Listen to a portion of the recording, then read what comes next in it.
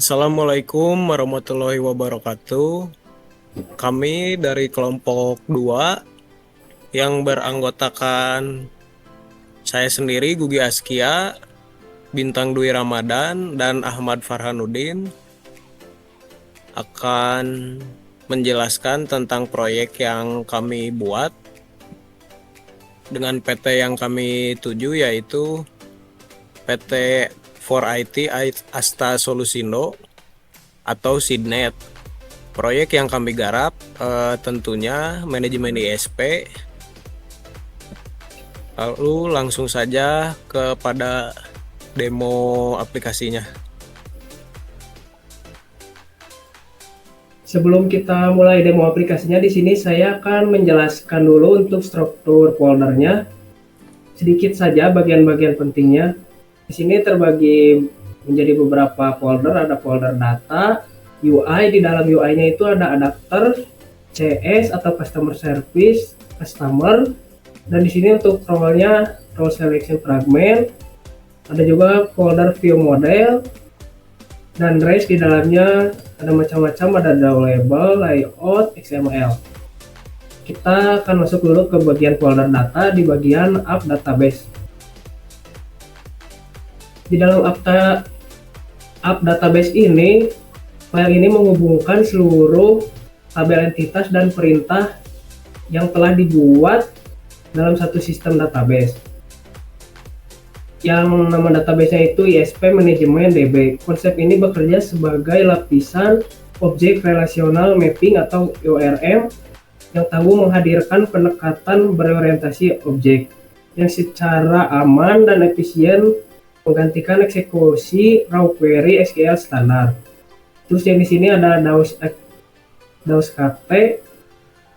Kode ini adalah kumpulan data akses objek atau DAO menggunakan room database di Android. Secara singkat, file ini berfungsi sebagai jembatan komunikasi antara aplikasi dan database lokal.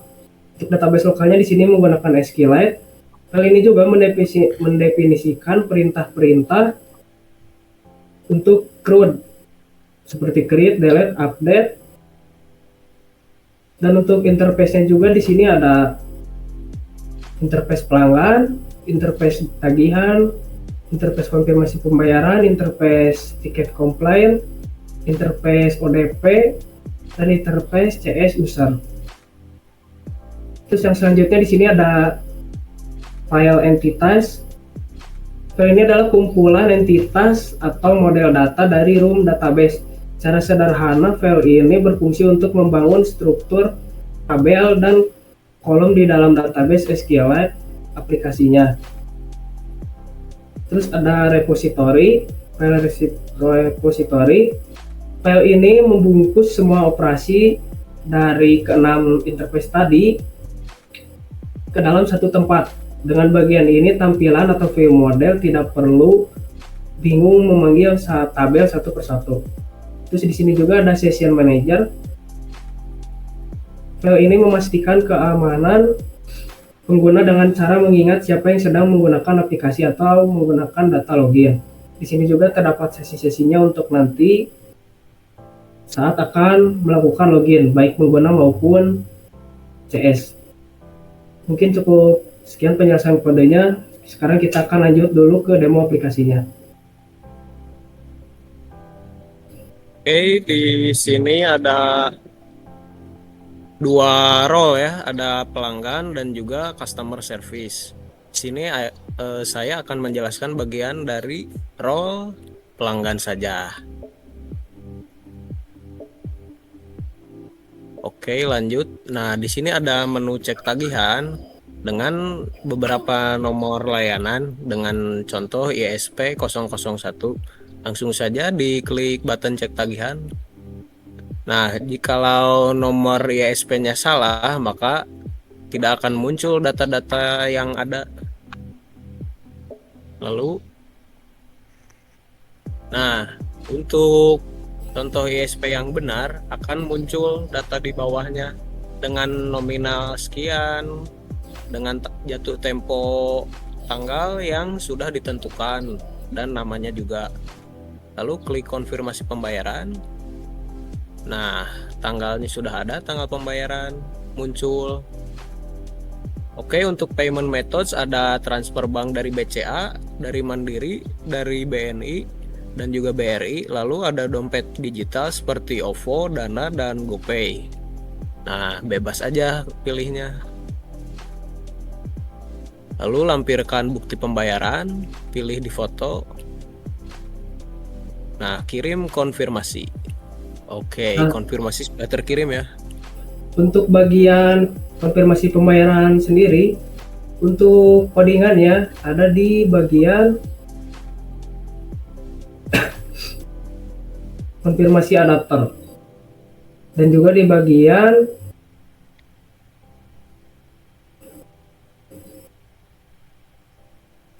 untuk logikanya semua ada di app database seperti CRUD-nya dan juga di dalam DAWAS-nya di sini.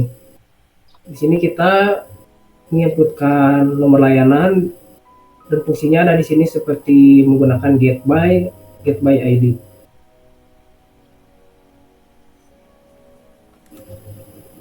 Untuk Oke, selanjutnya boleh dilanjutkan. lanjut ke bagian tiket komplain. Nah, di tiket komplain ini, jikalau ada pelanggan yang mengalami kesulitan atau kendala, bisa langsung saja masuk ke halaman login pelanggan dari komplain, tiket komplain. Nah, masukkan username dan password yang telah dibuat. Lalu klik button masuk. Nah, Nah, untuk logika loginnya sendiri ada di bagian session manager. Di bagian session manager ini ada bagian pelanggan section dengan nama login pelanggan di sini untuk memisahkan hak akses antara pelanggan dan juga CS. Dan di sini juga pelanggan mengambil ID-nya. Jadi untuk tiket komplain ini nanti disesuaikan dengan data loginnya sendiri. Untuk recycle-nya di sini ada di bagian komplain adapter di sini untuk recycle-nya atau tampilan layarnya. Oke, boleh dilanjut. oke, di situ di kanan bawah ada tanda plus, lalu diklik saja. Nah, ada halaman yang berisi buat tiket komplain. Nah, judul kendalanya wajib diisi dengan deskripsikan kendalanya dengan detail agar customer service bisa mengerti. Nah, dengan contoh saya isikan internet lambat, deskripsikan kendalanya sama, internet saya lambat dari kemarin, mungkin sedang gangguan. Nah, lalu klik kirim komplain buttonnya. Nah, komplain terkirim, nomor antrean Anda A001. Nah, langsung muncul detail komplainnya, ada internet lambat dengan deskripsinya juga. Judul yang tadi dan deskripsinya. Untuk bagian tiket komplain ini ada di bagian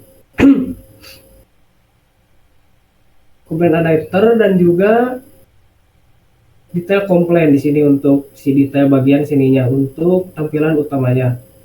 Di sini juga bisa melewat tiket atau melihat data tiket yang sudah ada seperti tiket ID itu nomor antrean dan statusnya juga di sini diproses atau selesai dan juga ada simpan balasan. Mungkin cukup sekian dari bagian pelanggan. Selanjutnya kita lanjut ke bagian selanjutnya oleh Bintang. Nah, di sini saya di bagian admin CS, kita masuk ke customer service. Nah, di sini terdapat login. Kita login sesuai username dan password yang ada. Kita langsung masuk. Nah, awal tampilan ini yaitu dashboard CS. Nah, di sini ada terdapat total 2 pelanggan, satu menu verifikasi, satu tiket komplain yang tadi, dan di sini terakhir ada pelanggan yang tersolir. Nah, pada statistik sistem bar chart ini datanya sesuai dengan data yang berubah. Untuk bagian dashboard CS admin ini, untuk bagian recycle-nya ada di bagian UI folder CS. Dan ini untuk recycle-nya, seperti untuk memunculkan card atau bar chart dan tombol-tombol lainnya. Seperti di sini muat ringkasan, di sini untuk bagian bar chartnya. Codingannya ada di sebelah sini.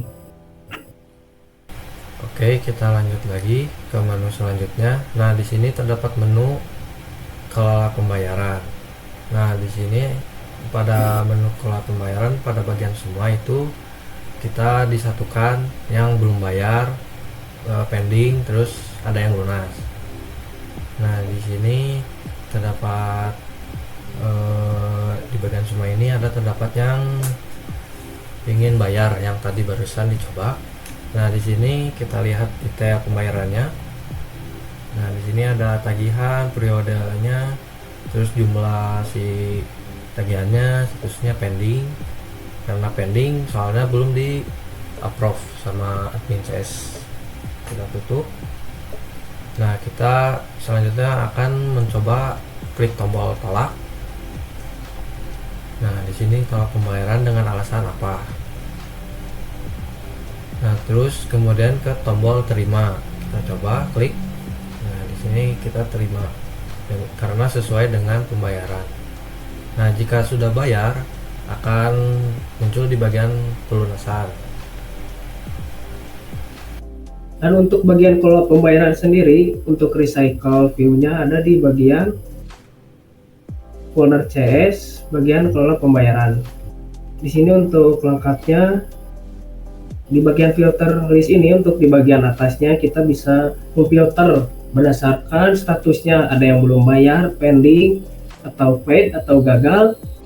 Ada juga untuk tombol yang tadi terima atau tolak, di sini ada di sini untuk si codingannya, dan juga penolakan juga ada alasannya apa, dan semuanya ada di bagian recycle ini. Nah, kita lanjut lagi ke kelola pelanggan. Nah, di sini ada kelola pelanggan. Kita sudah menambahkan 2 pelanggan, yaitu Ahmad Farhanudin dan Bintang Dwi Ramadan. Jika ingin menambahkan pelanggan, kita klik plus di bawah kanan bawah. Nah, di sini ada data identitas pelanggan. Kita kasih nama, namanya Setia, dengan alamatnya. Nah, pada nomor HP ini kita isi sesuai angka. Kalau isi dengan huruf tidak bisa, saya sudah coba. Dicobain, kita harus isi dengan angka. Kemudian ada data layanan internet. Di sini ada paket hemat, standar, keluarga, dan gamer pro. Kita pilih yang keluarga dengan 50 Mbps. Di sini harganya otomatis mengikuti si paket tersebut. Jika kita klik yang 100 Mbps, harganya juga akan mengikuti juga dengan yang paket yang kita pilih lagi. Kita coba yang keluarga dan pilih ODP. Di sini ada Cimahi ODP 1. Kita pilih ODP 1. Nah, di ODP ini kita tersedia 38 port kosong. Kemudian nomornya itu sesuai dengan berurutan. Di sini akun login pelanggan, username-nya bebas dan passwordnya juga bebas. Yang penting harus diingat. Kita klik simpan data pelanggan. Nah, di sini sudah ada statusnya aktif. Nah, di sini ada tombol set isolir. Nah, set isolir ini menonaktifkan si statusnya. Nah, pada dashboard juga kita berubah. Jadi kan kita menambahkan 1 pelanggan, jadi ada 3 pelanggan. Dan kemudian ada 1 pelanggan yang kita tadi coba untuk di Taylor Rosir dengan statistik sistem bar chartnya berubah secara real time. Dan untuk recycle view di bagian kelola pelanggan di sini ada di bagian folder CS, bagian file kelola pelanggan fragment. Di sini fungsi-fungsinya ada on create view untuk menampilkan data-datanya, dan di sini juga untuk konfirmasi toggle isolir. Toggle isolir ini adalah tombol untuk set isolir menjadi aktif atau nonaktif. Dan sekarang kita lanjut ke bagian kelola tiket komplain. Untuk kelola tiket komplain sendiri di sini halaman pertama yang muncul adalah data yang sudah diinput sebelumnya atau data yang sudah ada sejak awal.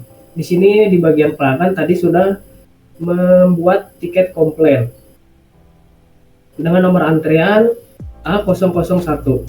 Di sini kita akan klik dan di sini akan muncul detail kendala atau deskripsi kendalanya. Di sini kita bisa membalas tiket komplain ini.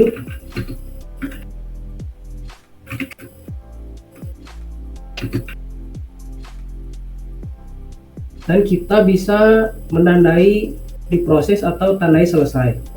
Kita akan coba untuk tandai diproses dan statusnya berubah menjadi diproses.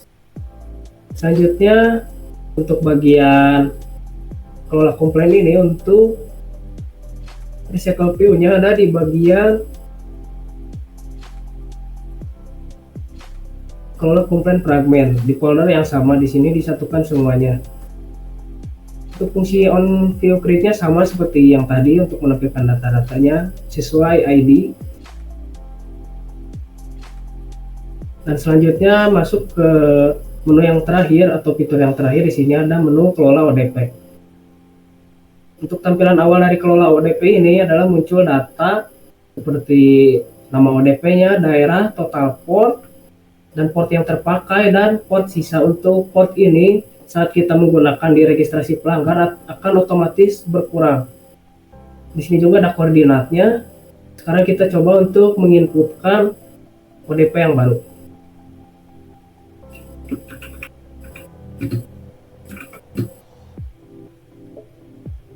Di sini kita akan menginputkan untuk nama ODP-nya dan untuk alamatnya. Dan untuk latitude-nya sebaiknya mengambil di map karena saya tadi sudah mengambil, jadi di sini tinggal mempaste saja. Kenapa pakai latitude dan longitude? Agar data maps-nya spesifik sehingga mudah untuk ditemui.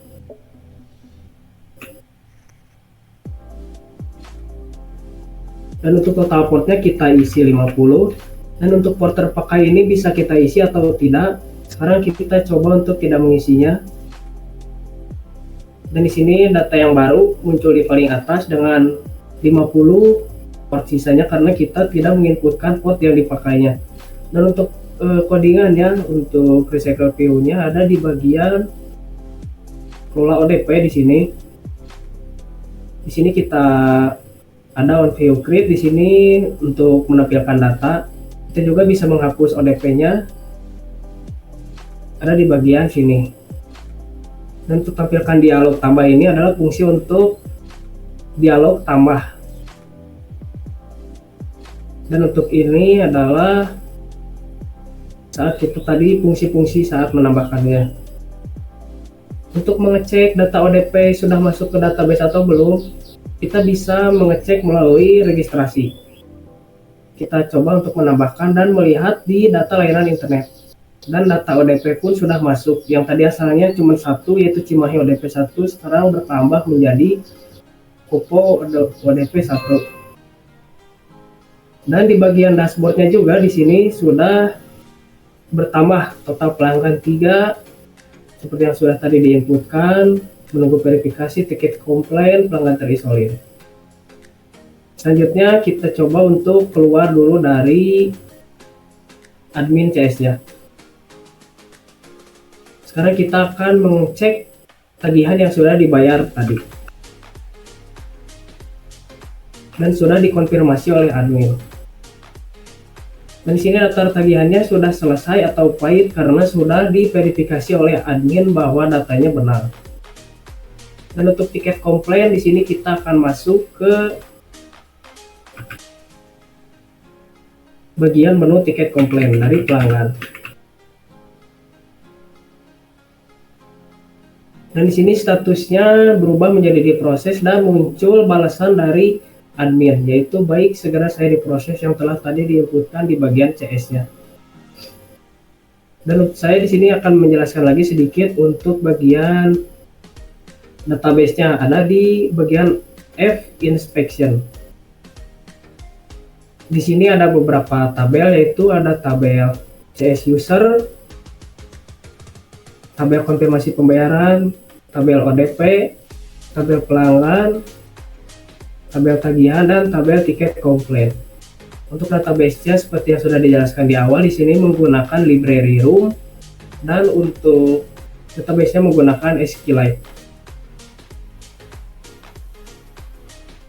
Dan untuk folder yang lainnya di sini ada drawable. Drawable biasa seperti icon-icon, komponen-komponen. Dan di sini untuk layoutnya berformat XML. Di sini ada banyak untuk layoutnya karena membuat dua tampilan, yaitu pelanggan dan juga admin.